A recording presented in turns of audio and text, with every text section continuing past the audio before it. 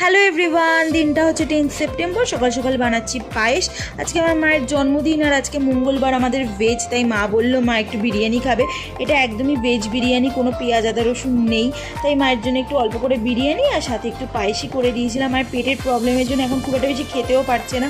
তাড়াতাড়ি মায়ের কেকটা অর্ডার এসে গেছিলো, তাই মা ঘুমাচ্ছিলো বলে কেকটাও নিচ থেকে নিয়ে গেলাম। অনেক বলার পর বিকালে একটু রেডি হয়েছেন, দ্যাট ইজ মাই লুক।